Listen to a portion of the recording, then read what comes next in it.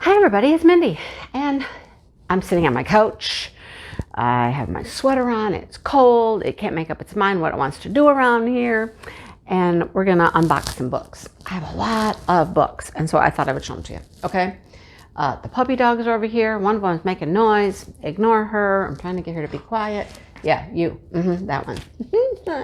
And she's looking at me now. Anyhow, I got this. Where did I get this? I don't know. I think I just bought this at like a dollar store or something. It's a book, but it's a coloring book. It's a color by number. I'm not good at the whole fancy coloring thing. I'm just a straight up color by number girl. But look, I want to do that one. What do you think? I want to do that one, okay? Isn't it cute? I like it. Okay. Anyhow, let's get into books. It's been months and months of books, okay? And I have a lot to show you, so I'm going to go through them pretty quickly, okay? Not a lot of, blurbs and all that. I'm just going to go through them quickly. This one, I believe I got at Walmart. It's a Brenda Novak. Walmart has a, like a bargain bin, and they have some pretty good stuff in there that they're just clearancing out. So for $5.97, Brenda Novak, Unforgettable You. It's part of a Silver Springs novel. And what's it about? I don't know. Jada Brooks couldn't have known how her life would change when she fell for bad boy Maddox Richardson back in high school. Right. Yep. She couldn't have known his troubled brother would leave hers forever crippled. Oh dear. Or that she would be forced to shun Maddox completely, only to discover she was carrying his child. All right. Here's another Walmart find. See, $5.97. Meg Cabot, a novel. No judgments. No judgments. Meg Cabot. You ever read Meg Cabot? She's pretty popular. I have a few of her books laying around. Bree Beckham needs to start over, so she leaves Manhattan for the one place that has always felt safe, Little Bridge. A tiny island in the Florida Keys was her family's favorite vacation spot. Glassy water, colorful houses. It seems too beautiful to be hit by a disaster until a Category 5 hurricane bears down and the residents are urged to evacuate. She's trying to save creatures. Yeah, and help people. So there's that. I'm certain she's going to meet somebody that's going to help her out and they're going to work together. You know how that's going to go, right? Okay. All right. So this is, and I'm going to need my scissors. That's why I like sitting here. I have everything I need right here. This is a book of the month that I got. Don't ask me what month. I think it's for, I think I just ordered a December book of the month. So this must have been a November book of the month, maybe. I think. All right. So this one's been out for a while, and I looked at it a few times and I thought, yeah, I'm gonna try this. It's called How to Marry Keanu Reeves in 90 Days. K.M. Jackson is the author. So this chick hears that Keanu Reeves is getting married, and she decides to take off with her best friend to go find him. He's like in California or something. So it's a road trip, and they got to go on a road trip, and she's going to go find him and let him know, no, you're making a huge mistake. I'm the one you're supposed to marry. Yeah. So her and her good friend go take off to do this and try to convince him that she's going to meet the man of her dreams, and she's going to talk him into not getting married and marrying her, right? Good luck, right? Good luck. Okay.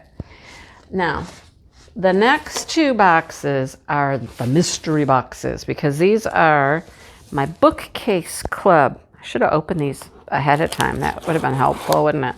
That's okay. I got scissors.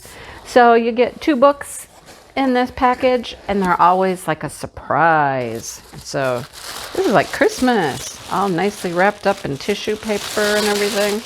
All right, are you ready? What did we get? Okay, so this one is from Zara Rahim, and it's called The Marriage Clock. It says you want to read this one sitting down. That's a little blurb. All right, you want to read it sitting down. All right, why do you want to read it sitting down? I don't know. It's her fresh, funny, smart debut. Wait. No. She strikes a deal with her parents. Oh, like they're debuting her. I get it. She'll find her future husband in 3 months, or else they'll arrange a marriage for her. Oh. Finding a husband is as easy as match, meet, and marry. But no. Marriage arrangement clashes with her lifelong dreams of a Bollywood romance. After 26 years of being single and still no Mr. Perfect, Layla's starting to get nervous now. So there you go. Like, we're going to have maybe an arranged marriage, maybe not. She's got to find somebody. I don't. Yeah. Okay. What's the other book? Oh, the other one's a hardcover. Nice. This one's hardcover. That one was a paperback. This one is A Pride and Prejudice in Pakistan, Unmarriageable. This is a novel by Sonia Kamal. They kind of have a little similarity, don't they? I mean, she's got to get married, arranged marriage. This one is Pride and Prejudice in Pakistan, Unmarriageable. Somebody's not wedding material. Is that what we're trying to say here? So it's a one-of-a-kind retelling of Pride and Prejudice, but it's set in modern-day Pakistan. Alice has sworn never to marry, and then she meets Mr. Darcy at a wedding. Scandal, vicious rumor have destroyed their fortunes and prospects of desirable marriages. But Alice, the second and most practical of the 5 Banat daughters, has found happiness teaching English literature to schoolgirls. Then an invitation arrives to the biggest wedding they've seen in years, lots of eligible bachelors, all of that good stuff. What do you think's going to happen there? We shall find out, right? We shall find out. All right. And then I have another bookcase. I think this is probably October and November. I think December is being delivered today. Yep. I think December is being delivered today. I could have waited, but, yeah. I thought, let's just do this. Ooh. I might have that one. We'll see. Okay. Let's see what we get. A soft cover and a hard cover. Okay, this is Jill Mansell, Head Over Heels. It looks peaceful and quiet already. Look at it. Look, we got a pond, a cabin, we got dragonflies. Oh, nice. Good Housekeeping says that Jill Mansell keeps on getting better. All right. Welcome to Jill Mansell's wonderful world. An unexpected reunion between 2 former lovers changes both their families forever. I love past lovers, reuniting and stuff. I love those stories. Number 2, old friendships fade and new ones blossom as neighbors begin to see one another in a new light. Number 3, a young woman finally asks for what she really wants. A young man atones for bad behavior, and both find that courage brings its rewards. Plus, there are surprises, companionships, crossed wires, self-discovery, and a story that will leave you completely satisfied and begging for more. How can you be satisfied and yet beg for more? How does that work? If you're satisfied, you don't need more. Am I right? I don't know. Interesting. All right, and this one I'm going to have to look because this is one of my favorite authors. Susan Mallory. Susan Mallory. I have almost all of her books. Except for older. I might go and backlist and get everything, but I'm pretty close. It's called The Summer of Sunshine and Margot. I read this one already.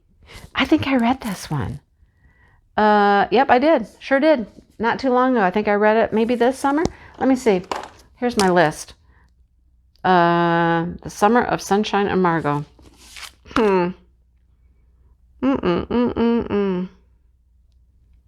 It wasn't too long ago. Yep, it was end of 2020. I read this one. So I might give this one away to somebody. So this is 2 sisters. And the 2 sisters are leading very different lives. One of them is an etiquette coach, and she ends up working for this lady who needs some help. She's going to get married, and her husband-to-be is very well-known and powerful, and she needs to learn how to behave better. So her son hires a coach for her, and she's not happy about it.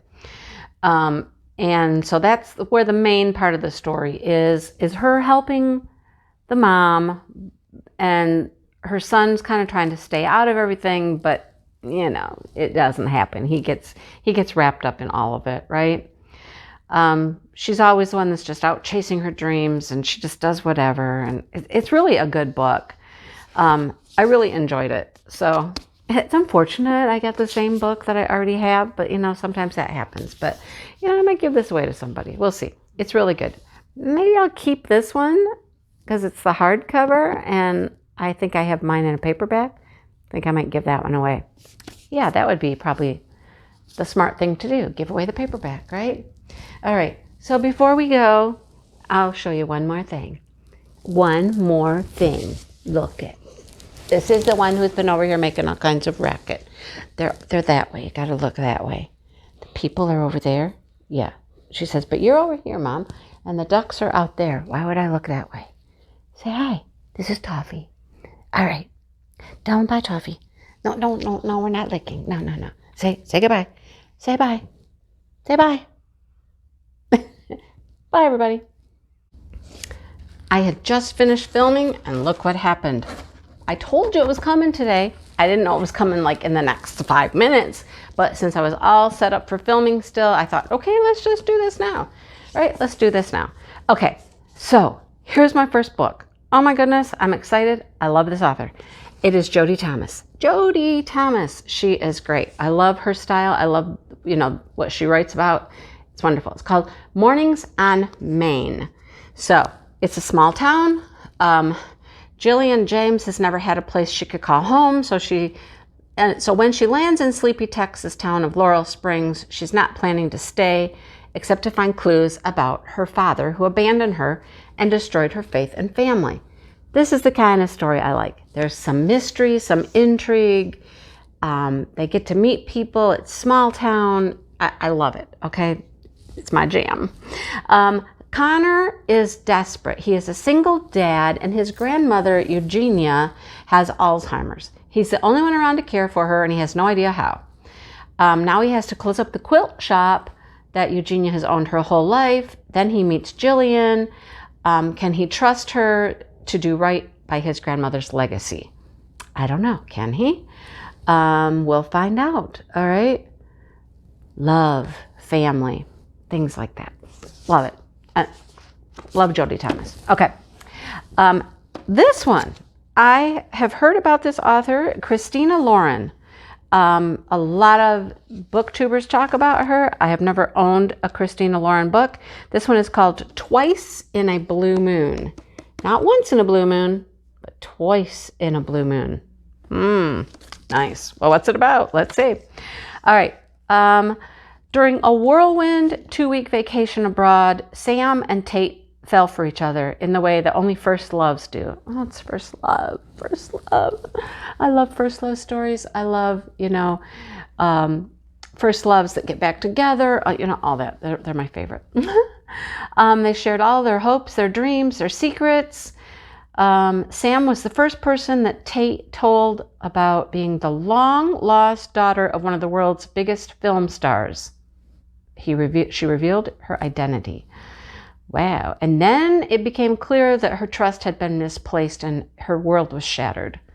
14 years later, Tate is now an up-and-coming actress. She only thinks about her first love every once in a blue moon. Takes me back. Yeah, once in a blue moon. You think about that first love, huh? Yeah. She steps onto the set for her big break, and there Sam is. Same charming, confident guy that she remembers. Even more alluring than she remembered. She needs to confront the man who betrayed her and ask herself if it's possible to do the wrong thing for the right reason. Whether once in a lifetime can come around twice. I want to read this book. I want to read this book in the worst way. Yes. Once in a lifetime can happen twice. Yep. Twice in a blue moon, if you're lucky, right? That's a good one. This was a good box. I am thrilled with this box, okay? All right. Can you see Tifa over here? You might be able to see her. She's now stuck her head between the two cushions of the couch. She's not feeling good. I think she has like a little doggy cold. Yeah, so she's not feeling too good. She's like, I'm going to bury my face here in the couch. Can you look at people? Can you look? Can you say hi? Yeah. We're gonna snuggle for a while because she's not feeling too good, okay? Yeah. All right. Thanks for hanging out for a while, you guys. Seeing the crazy dogs and, all that fun stuff. All right. We'll see you soon. Happy reading, everybody. Bye.